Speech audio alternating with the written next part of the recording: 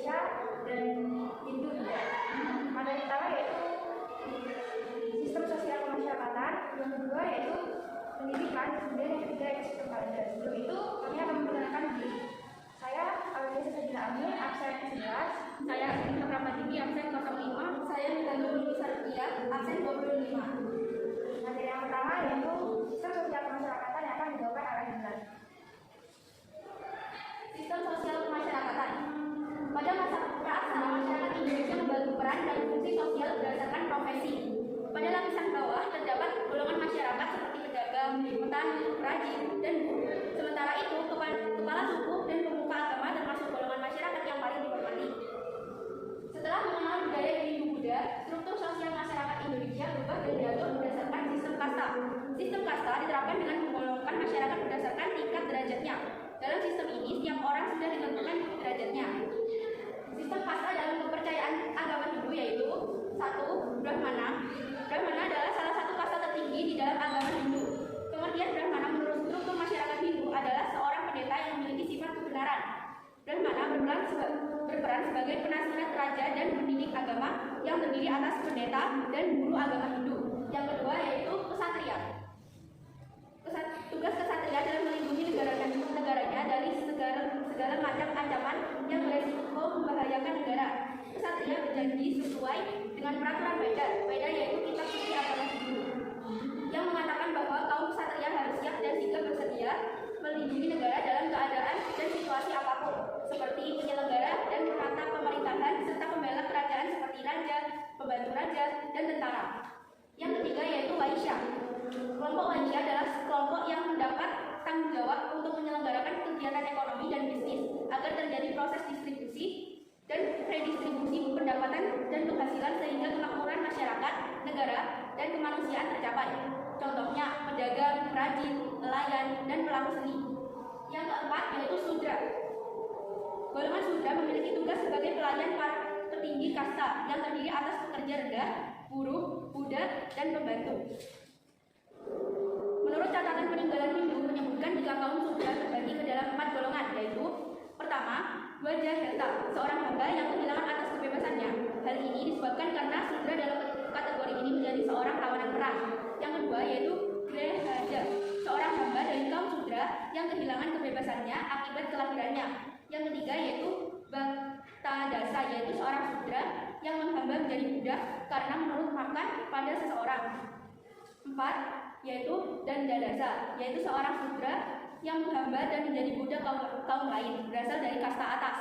Oleh sebab itu, Sudra kategori ini harus membayar utang dan denda dengan mengabadikan dirinya pada seseorang. Materi selanjutnya akan dijelaskan oleh Aurel. Materi yang selanjutnya yaitu sistem pendidikan. Di sini sejak masuknya Hindu Buddha, masyarakat memulai sistem pendidikan berasal dalam perkembangannya. Kerajaan besar Hindu Buddha ini mendirikan sekolah-sekolah khusus untuk mempelajari agama Hindu Buddha. Sekolah tersebut dikenal dengan nama Parsaman. Sistem pendidikan tersebut mendorong munculnya tokoh-tokoh masyarakat Hindu yang memiliki pengetahuan tinggi dan menghasilkan berbagai karya sastra. Aktivitas pendidikan pada masa Hindu Buddha dapat diketahui dari catatan perjalanan I Ching dan prasasti Nalanda.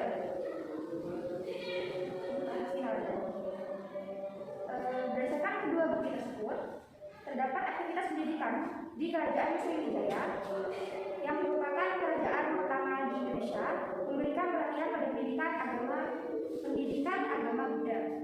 Aktivitas pendidikan di Kerajaan Sriwijaya diadakan melalui kerjasama dengan kerajaan-kerajaan di India. Dari catatan perjalanan I Ching menyebutkan bahwa Kerajaan Sriwijaya sebagai pusat agama Buddha bagi para calon pendeta yang menyiapkan diri belajar agama Buddha dan tata bahasa Sanskerta sebelum berangkat ke India. Di Sriwijaya juga terdapat seorang guru Buddha yang terkenal dengan bernama Sakyakirti yang menulis kitab undang-undang yang berjudul Hastadanda Sastra.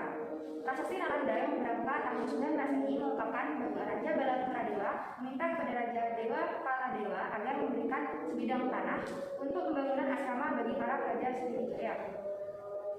Jadi dapat disimpulkan bahwa pada masa pendidikan keagamaan Hindu Buddha tersebut, pengelolaan pendidikannya adalah kaum brahmana bersifat tidak formal dapat mengundang guru untuk datang ke istana, dan pendidikan kejuruan dilakukan secara menurun melalui jalur asalnya masing-masing.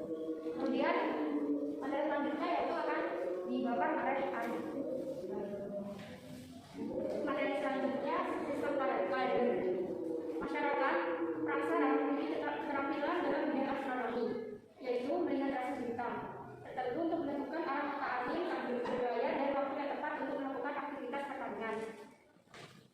Rasi bintang atau konstelasi adalah sekelompok bintang yang terlihat di langit malam dan tampak saling terhubung serta membentuk formasi tertentu.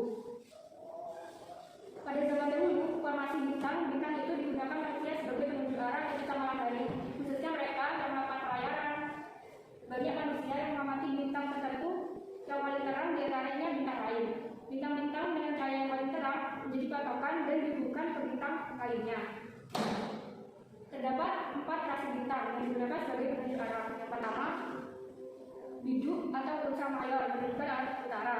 Yang kedua, layak-layak atau Trax menunjukkan arah selatan. Yang ketiga, Kalajengking arah tenggara atau timur. Yang keempat, Orion atau rasi pemburu menunjukkan arah barat. Selanjutnya, masuknya pengaruh Buddha di Indonesia menyebabkan masyarakat mulai mengenal perhitungan waktu menurut penanggalan tahun Saka.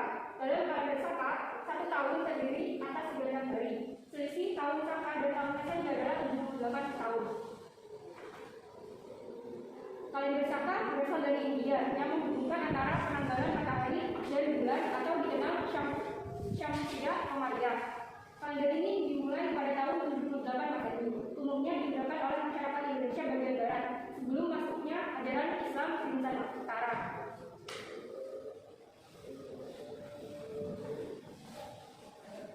Sekian presentasi dari kami, kurang lebihnya mohon maaf. Wabillahi taufiq wal hidayah. Wassalamualaikum warahmatullahi wabarakatuh.